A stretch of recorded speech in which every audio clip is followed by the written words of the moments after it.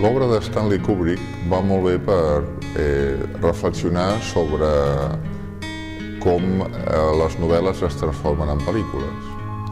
Hi ha diferents maneres d'enfocar el tema. Per exemple, Alfred Hitchcock solia agafar novel·les mediocres i feia pel·lícules bones, de manera que si algú comparava, solia dir que era millor la pel·lícula que el llibre. Altres directors han triat novel·les extraordinàries i n'han fet pel·lícules més normaletes. Per exemple, si tu agafes Anna Karenina de Tolstoi, és difícil que comparat amb la novel·la la pel·lícula es pugui dir que la millora, perquè el punt de partida ja és molt bo. Stanley Kubrick va fer una cosa diferent, sobretot en 3 casos. Del 1962 al 1971 va fer 3 pel·lícules basades en obres literàries de primera qualitat, molt ambicioses, molt influents i molt diferents entre si. Comença amb Lolita de Nabokov, que és una novel·la sobre un pederasta irònic.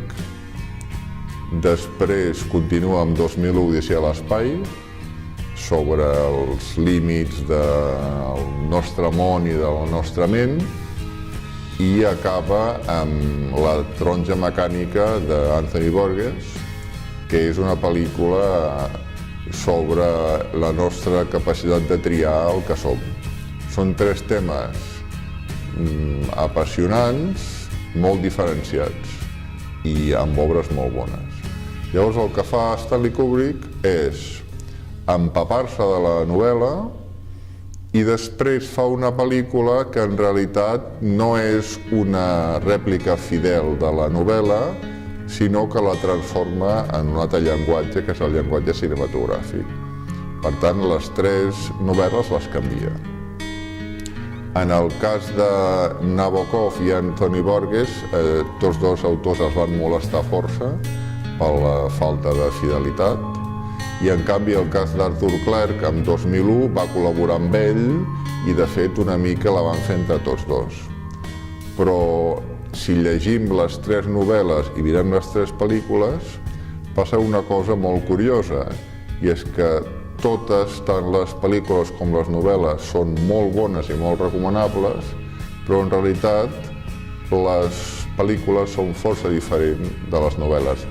En el cas de Lolita, evidentment, hi ha una qüestió d'estil lingüístic i de censura. Hi ha coses que passen en el llibre que no es poden veure en pantalla i, per tant, s'han d'explicar d'una altra manera. En el cas de 2001, hi havia uns problemes tècnics per reproduir els anells de Saturn, de manera que va traslladar Saturn a Júpiter i va canviar en uns milers de quilòmetres o milions de quilòmetres la localització, i en el cas d'Anthony Burgess és el cas més dramàtic perquè li va canviar el final d'una manera tremenda.